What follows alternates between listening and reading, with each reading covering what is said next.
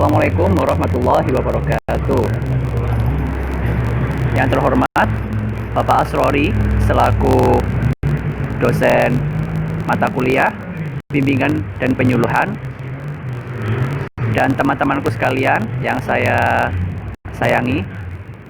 Pada kesempatan kali ini kami dari kelompok 2 yang beranggotakan Muhammad Irsyad, Hamzah Fahrul Rozi, saya, dan Muhammad Zuhair Abdu akan mempresentasikan materi hakikat konseling di dunia pendidikan. Berikut slide-nya.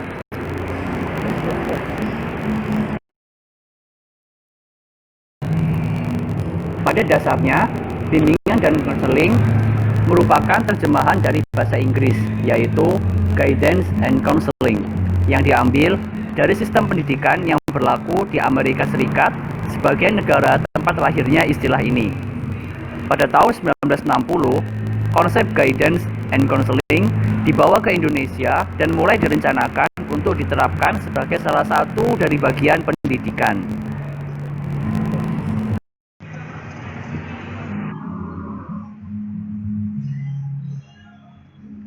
Hal ini sesuai dengan Undang-Undang Sistem Pendidikan Nasional tahun 2003, bahwasanya konselor sekolah atau guru BK telah diakui sebagai salah satu tenaga pendidik.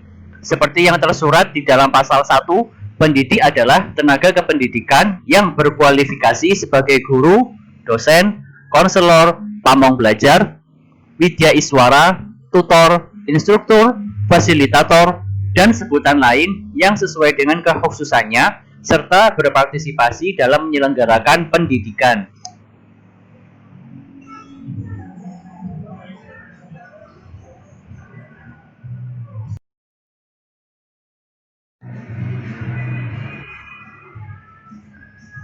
Hal ini sesuai penjelasan Mufarozin, pelayanan bimbingan dan konseling yang memandirikan dilaksanakan pada setting pendidikan formal dan non formal.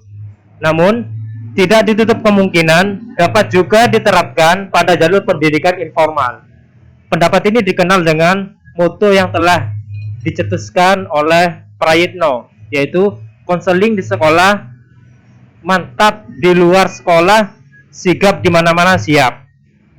Tepat pada tahun 1975, Guidance and Counseling secara resmi masuk menjadi bagian dalam pendidikan yang ditandai dengan dibentuknya kurikulum 1975.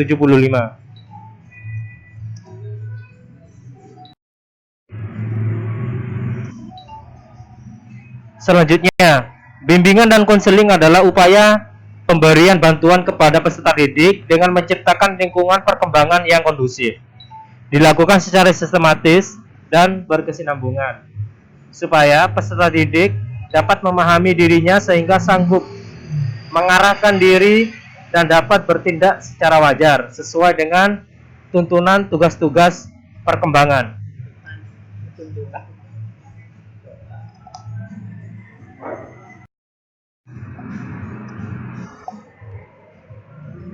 Bimbingan dan konseling telah masuk ke dalam sistem kehidupan manusia dan turut memberikan kontribusinya melalui para pelaksana kegiatan bimbingan dan konseling yang disebut dengan konselor. Indonesia sebagai salah satu negara yang baru saja mengenal istilah bimbingan dan konseling telah memberikan payung hukum yang mengatur kegiatannya di masyarakat.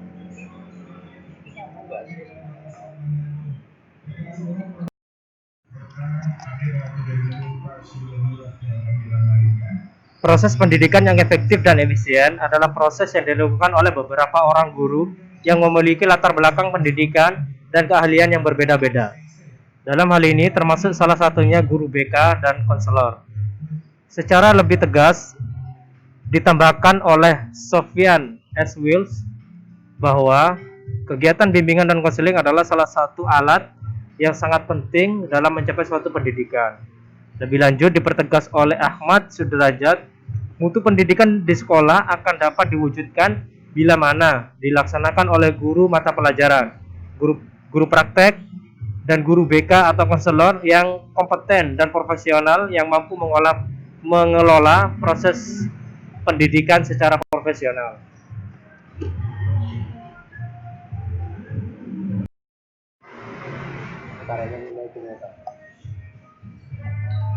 Pendidikan serta bimbingan dan konseling merupakan dua konsep yang saling berkaitan dan saling mengisi dalam setiap kegiatannya masing-masing. Hal ini sesuai dengan pendapat yang disampaikan oleh Meyrick bahwa bimbingan dan konseling merupakan bagian dari manusia pendidikan yang dapat dibuktikan dari: yang pertama, bimbingan meresap ke dalam kurikulum sekolah atau proses pembelajaran yang bertujuan untuk memaksimalkan perkembangan potensi individu. Dalam konteks ini, bimbingan merupakan filsafat.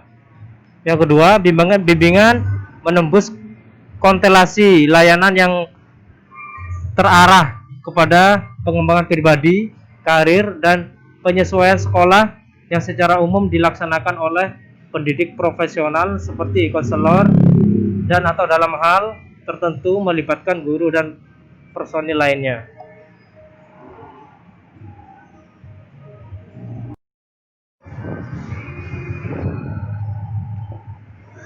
Dalam konteks ini, Helen menegaskan bahwasannya keberadaan bimbingan dan konseling dalam dunia pendidikan terletak pada 3 bidang, yaitu yang pertama, bidang instruksional dan kurikulum. Bidang ini mempunyai tanggung jawab dalam kegiatan pengajaran dan bertujuan untuk memberikan bekal pengetahuan, keterampilan, dan sikap kepada peserta didik. Yang kedua, bidang administrasi dan kepemimpinan. Bidang ini merupakan bidang kegiatan yang menyangkut masalah-masalah administrasi dan kepemimpinan, yaitu masalah yang berhubungan dengan cara melakukan kegiatan secara efektif dan efisien. Yang ketiga, bidang pembinaan pribadi. Bidang ini mempunyai tanggung jawab untuk memberikan pelayanan agar para peserta didik memperoleh kesejahteraan lahiriah dan batiniah dalam proses pendidikan yang sedang ditempuhnya.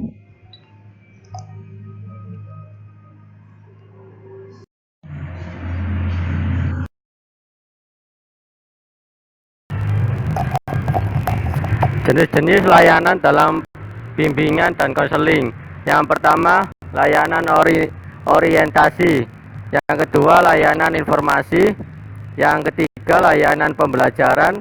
Yang keempat, layanan penempatan dan penyaluran.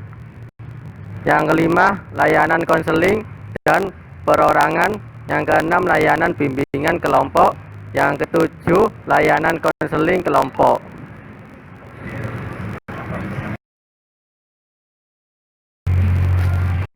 Kemudian ditambahkan oleh Prawitno bahwasanya yang menjadi landasan pedagogis dalam layanan bimbingan dan konseling adalah sebagai berikut. Yang pertama, pendidikan sebagai upaya pengembangan individu dan bimbingan merupakan salah satu bentuk kegiatan pendidikan.